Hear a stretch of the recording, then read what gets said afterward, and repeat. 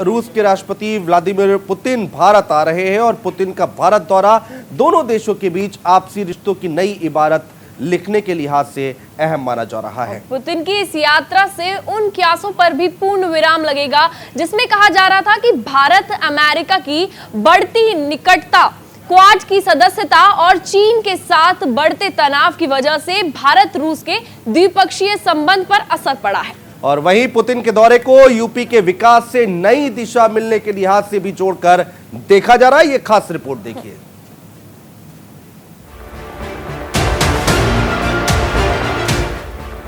भारत रूस के रिश्ते में बढ़ेगा विश्वास। 7 दशक से भी ज्यादा भारत और रूस के बीच दोस्ती की जो बुनियाद पड़ी उसे आजादी के अमृत महोत्सव साल में नया आयाम मिलने जा रहा है।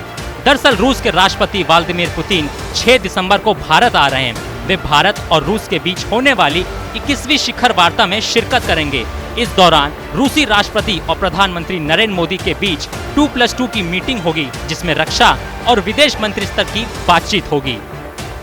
रूसी राष्ट्रपति का यह दौरा तब हो रहा है जब एयर डिफेंस सिस्टम S-400 की पहली खेप इस साल के अंत तक भारत पहुंचने वाली है। एयर डिफेंस सिस्टम डील पर 2018 में रूसी राष्ट्रपति पुतिन ने ही साइन किए थे। 3 साल बाद पुतिन भारत आ रहे हैं। पुतिन का भारत दौरा इस लिहाज से भी बेहद अहम माना जा रहा है क्योंकि 2021 में पुतिन की ये दूसरी विदेश यात्रा है। यूपी के विकास को मिलेगी नई ऊंचाई। अगले साल यूपी में विधानसभा के चुनाव होने हैं। यूपी में डबल इंजन की सरकार है।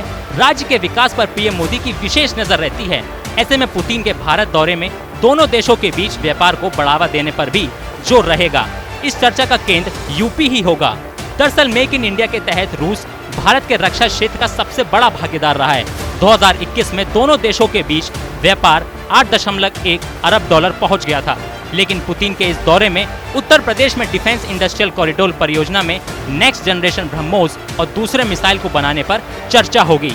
यही नहीं, 100% स्वदेशी तकनीक से भी ज्यादा दुनिया की सबसे उन्नत असॉल्ट राइफल AK-203 का यूपी के अमेठी में ही निर्माण होगा। यह पूरी डील 5,124 करोड़ रुपए की है। इससे यूपी में रोजगार को बढ़ावा मिलेगा। यूपी विधानसभा चुनाव के लिहाज से भी ये काफी अहम होगा। 21वीं शिखर सम्मेलन में रूस की कोरोना वैक्सीन स्पुतनिक लाइट के बड़े पैमाने पर उत्पाद पर भी जोर दिया जाएगा। भारत ने अमेरिका, चीन और रूस के साथ एक डिफाइनेटेड पॉलिसी अपनाई है।